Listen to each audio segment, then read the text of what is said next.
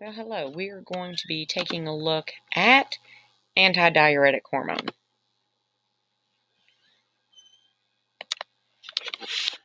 Antidiuretic hormone is also called the no-pee hormone, and you will see why here in just a little bit, because it actually prevents you from peeing, or whatever you do pee is going to be very concentrated. So antidiuretic hormone goes by two names, antidiuretic hormone or vasopressin. Now, you can also use the 3-digit abbreviation for antidiuretic hormone, which is capital A, capital D, capital H. If you think about what a diuretic is, a diuretic would be something like coffee, something that has caffeine in it, soda. Those would be considered diuretics. Lasix, if you guys are familiar with Lasix, not the eye surgery, but the medication for people who have are retaining water. So those are diuretics, and they make you go to the bathroom. So an antidiuretic is going to prevent you from urinating.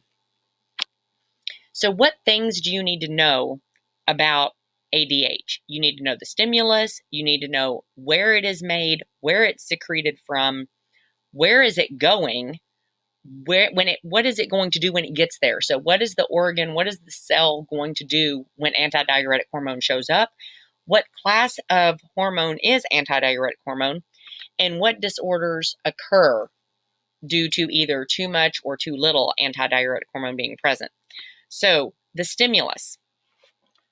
One of the stimuluses, which is the major stimulus, and this has to do with high blood solute concentration. So when you're talking about solute, remember, you've got a solution, you've got your water, and the solute is talking about the particles that are dissolved in it. So when you have high solute, that means you've got a lot of particles in there.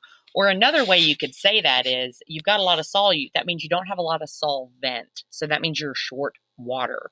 So we're kind of looking at this in a backwards way. Instead of talking about the water content of the blood, we're actually talking about the particles in the blood.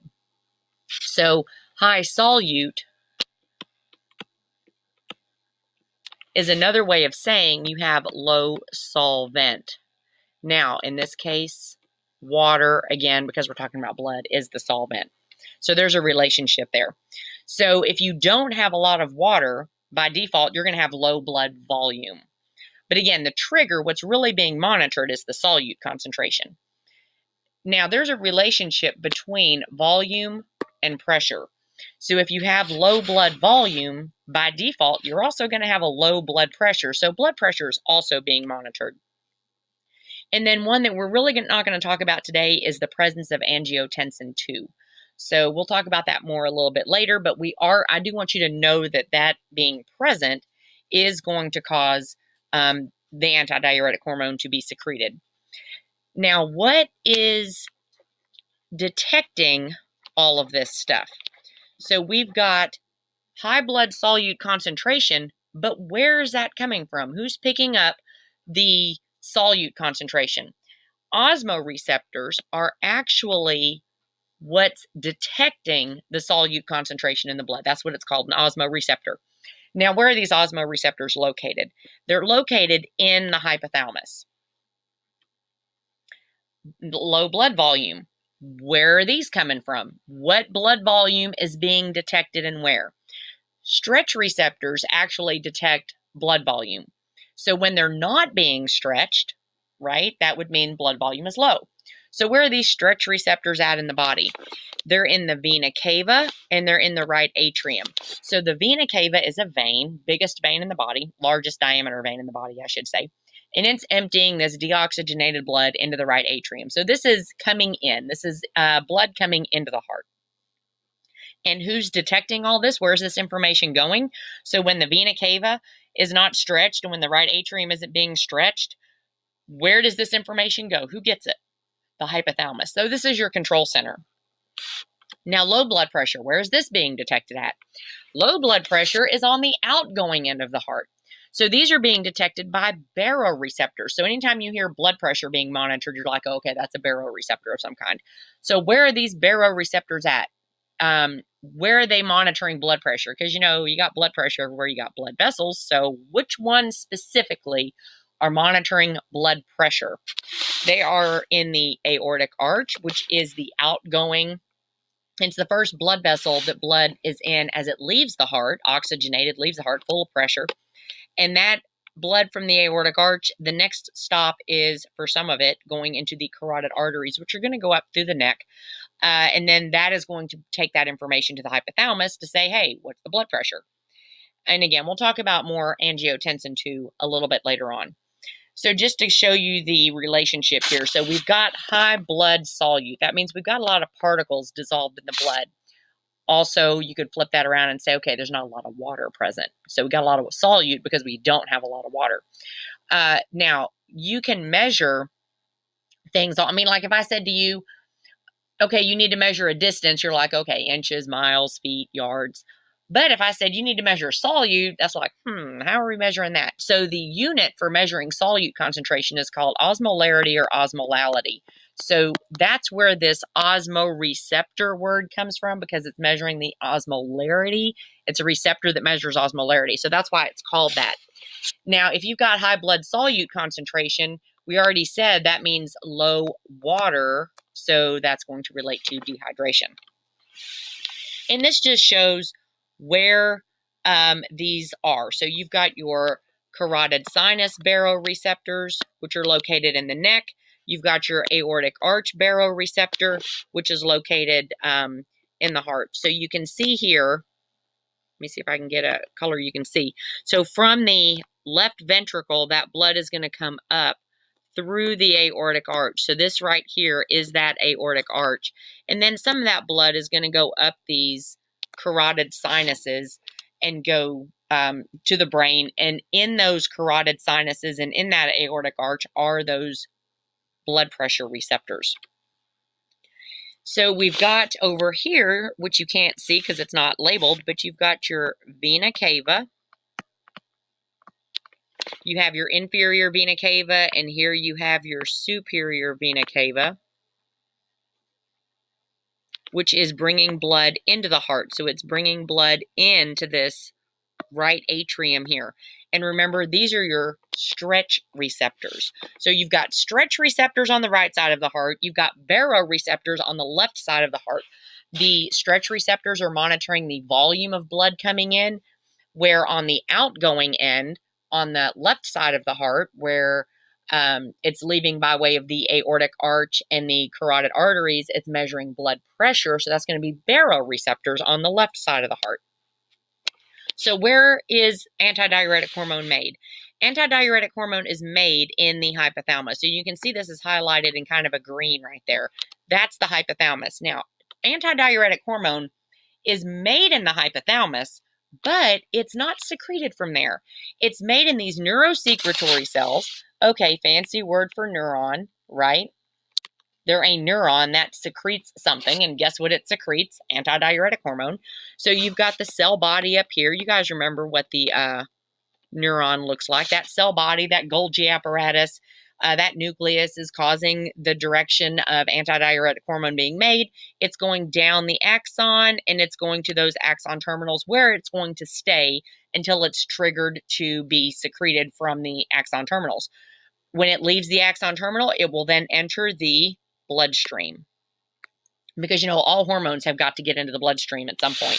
So antidiuretic hormone, when triggered, will leave that neurosecretory cell in the posterior pituitary. So it's secreted from the posterior pituitary, made in the hypothalamus, travels down the neuron, goes into the blood vessel in the posterior pituitary, and then it will then be secreted. And its target, one of the targets anyway, will be the kidneys.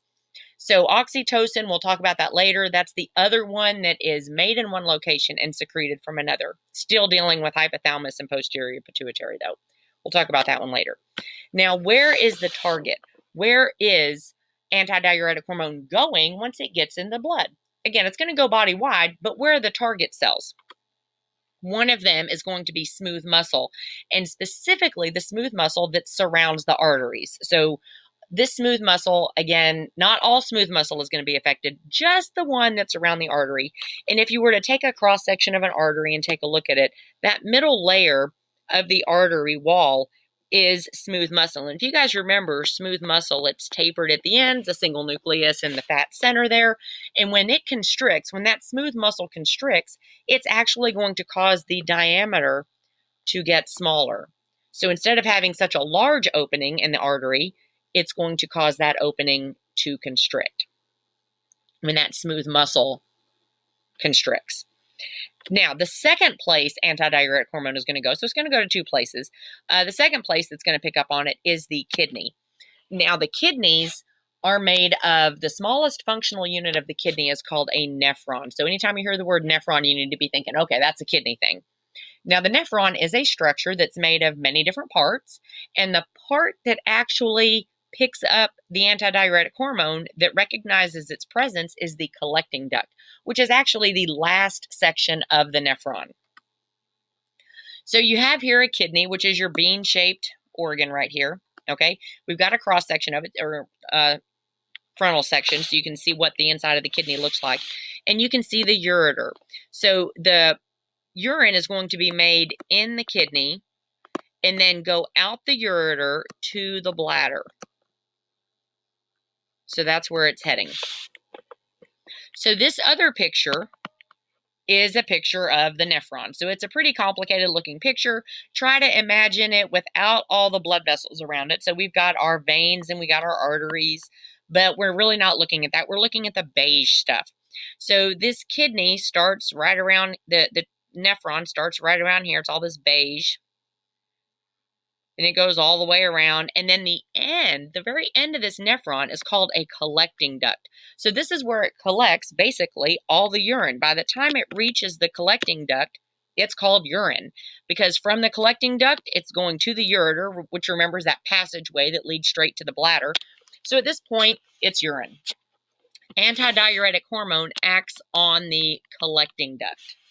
When it's present, it's going to allow water to get out of the urine. So your urine's going to be more concentrated when it gets to the bladder. So what is the response? We've just kind of mentioned a little bit, but what is the response of the smooth muscle around the arteries, and what is the response of the kidney? How does it deal with, okay, now that antidiuretic hormone has showed up, what am I going to do next? So around the smooth muscle here, in the arteries, it's going to cause vasoconstriction, which means vaso means blood vessel, constrict means to shrink. So we're going to constrict the arteries that are surrounded with these blood vessels. And that is going to lead to increased blood pressure. Increased blood pressure. We're constricting the diameter that blood is flowing through, so it's going to cause blood pressure to go up. Remember, one of our triggers for secreting ADH in the first place was low blood pressure. So with this being an example of negative feedback, the opposite's going to result. So if low blood pressure is the problem, we got to get blood pressure higher. And one way to do that is to constrict arteries.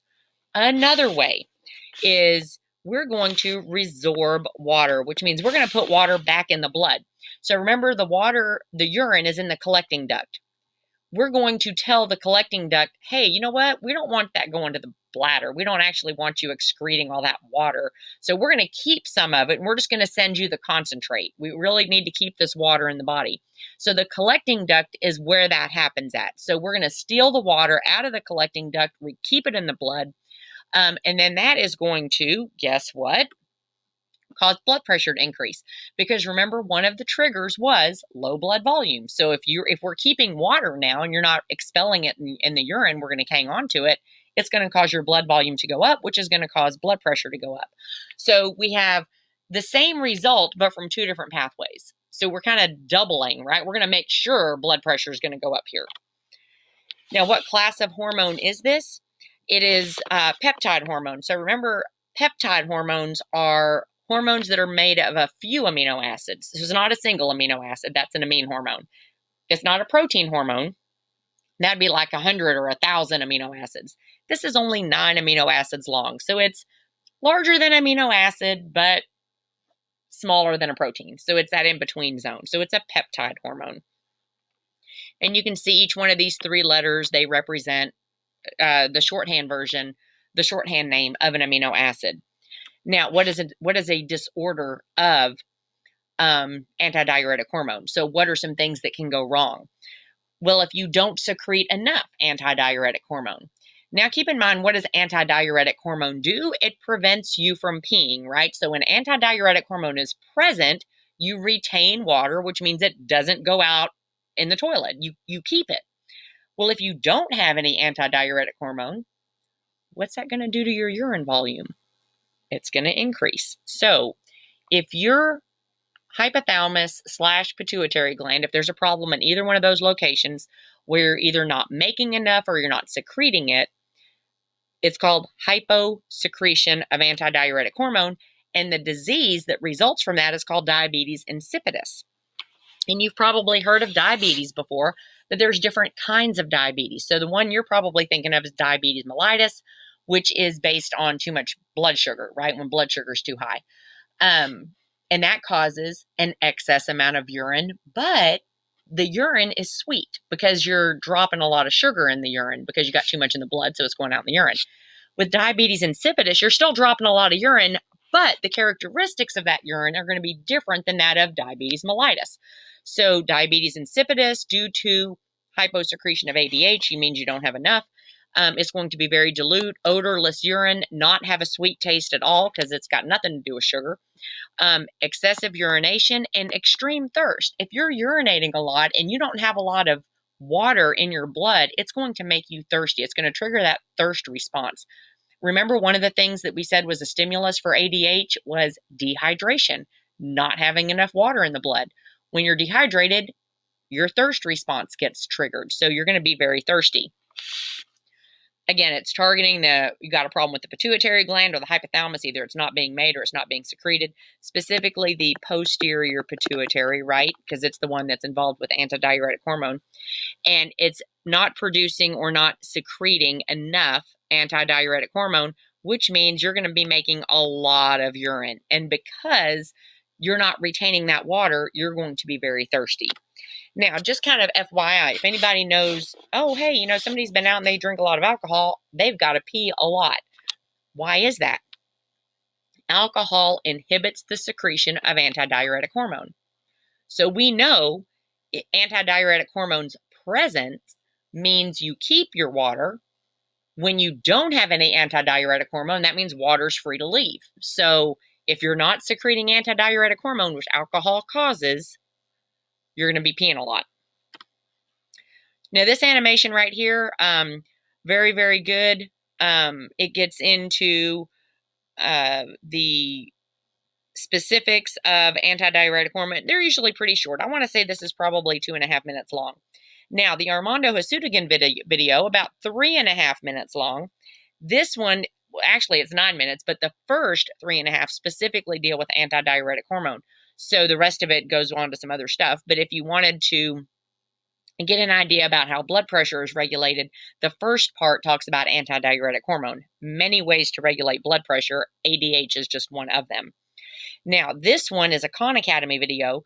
It's 15 minutes long. His are usually a little bit longer. They have the same information, but he usually does spend a little bit more time. He doesn't talk as fast as I do. But it's 15 minutes explaining the secretion process of antidiuretic hormone. So if you need some more information. And then this one, which is 9 minutes long, talks about the effect on blood pressure. So he goes over about 9 minutes on how antidiuretic hormone affects blood pressure. Now, he gets into some stuff that we're not quite ready to get into yet, but good information. We will be getting there. We're just not getting there right now. And then Khan Academy also does a fantastic job of comparing and contrasting aldosterone and antidiuretic hormone, which is an important thing. We haven't talked about aldosterone yet, but we will be going to. And we will be talking about the differences and similarities. We had to talk about one of them first, so we just picked antidiuretic hormone.